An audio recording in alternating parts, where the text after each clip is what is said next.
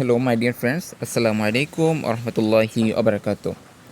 একেআর communication English grammar translation and composition with model test এর পক্ষ থেকে ইংলিশ গ্রামারের এই ক্লাসে আমি আপনাদের সাথেই আছি মোহাম্মদ আব্দুল কাদের রাকিব। আজকে আমাদের তৃতীয় ক্লাস, তৃতীয় ইউনিটে আমরা শিখব লেটার অ্যান্ড অ্যালফাবেট, বর্ণ এবং বর্ণমালা নিয়ে।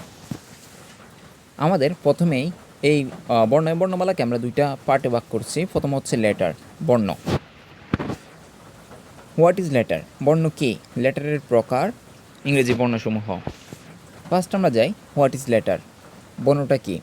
মানুষ মনোভাব প্রকাশ করার জন্য এক বা একাধিক ভাষার প্রয়োজন। এই ভাষাকে লিখে প্রকাশ করার জন্য যেসব প্রতীকী বা চিহ্ন ব্যবহার করা হয় তাকে বাংলাতে বর্ণ বলা হয়। প্রতিটি ভাষা লিখে প্রকাশ করার জন্য বর্ণের প্রয়োজন হয়। যেমন আমরা যদি বাংলা ভাষা ব্যবহার করি, বাংলা ভাষা ব্যবহার করতে হলে আমাদের স্বরবর্ণ ব্যঞ্জনবর্ণ প্রয়োজন হয়। স্বরেও, সরে, রস্যি, দীর্ঘি, রসও, দীর্ঘও, রি, এ, ওই, ও, ঔ এগুলো ব্যবহার করতে হয়।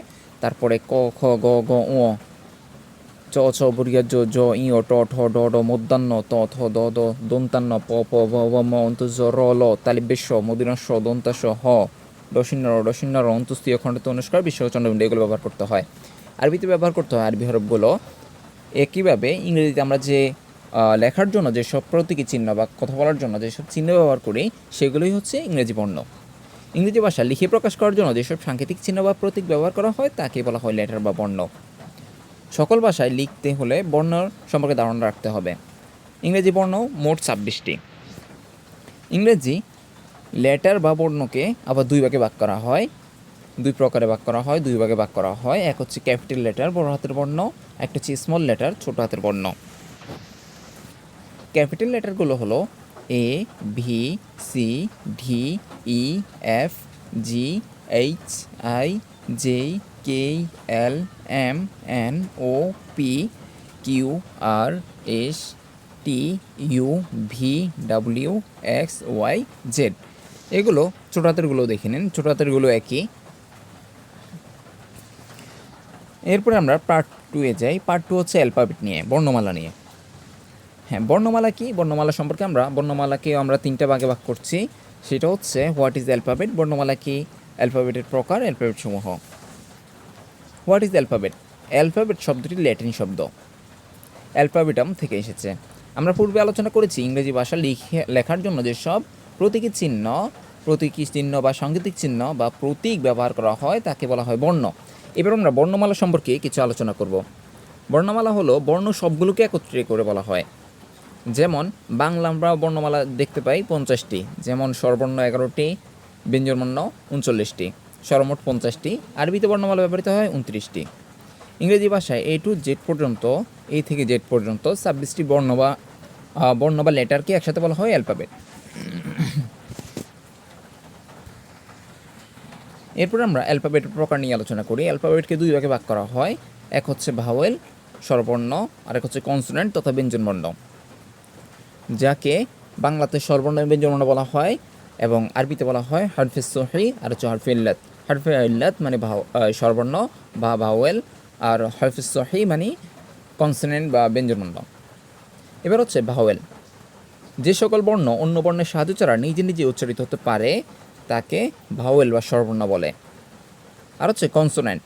যে সকল বর্ণ অন্য বর্ণের সাহায্য ছাড়াই নিজে নিজে উচ্চারিত হতে পারে না তাদেরকে বলা হয় কনসোনেন্ট বা ব্যঞ্জনবর্ণ। ভাওয়েল এবং কনসোনেন্ট। ভাওয়েল হচ্ছে ইংরেজিতে 5টি। যেমনি আমরা বাংলাতে স্বরবর্ণ বলি 11টি, তেমনি ইংরেজিতে ভাওয়েল হচ্ছে 5টি, এ, ই, আই, ও, ইউ। এরপরে কনসোনেন্ট হচ্ছে 21টি। ইংরেজিতে ব্যঞ্জনবর্ণ যেমন বাংলাতে ব্যঞ্জনবর্ণ যেমন 39টি, একইভাবে ইংরেজিতে কনসোনেন্ট হচ্ছে 21টি। এগুলো হচ্ছে B, C, D, F, G, H, J, K, L, M, N, P, Q, R, S, T, V, W, X, Y, Z. এগুলো থেকে আমরা নিচে একটি চার্ট অনুযায়ী লিখে দিছি 26 letters in the English alphabet. এখানে আমরা একটি কোনগুলো শব্দ ভাওয়েল, কোনগুলো শব্দ কনসোনেন্ট ওগুলো নিয়ে একটা আলাদাভাবে একটা শব্দ দিয়ে, একটা ওয়ার্ডস দিয়ে ভাগ করে দিয়েছি। এয়ারপ্লেন, এয়ারপ্লেনটি আমরা ভাগ করি, এটা হচ্ছে ভাওয়েল, আইটাও ভাওয়েল, আরটা কনসোনেন্ট, তারপর হচ্ছে পিটা কনসোনেন্ট, এলটা কনসোনেন্টস, এটা কনসোনেন্ট, তারপর হচ্ছে এনটা কনসোনেন্ট এবং এইটা হচ্ছে ভাওয়েল। হ্যাঁ, আজকে আমাদের লেটার এবং অ্যালফাবেট নিয়ে এই আলোচনাই ছিল। সবাই AKR communication English grammar translation and composition with model test বইটি সংগ্রহ করতে পারেন।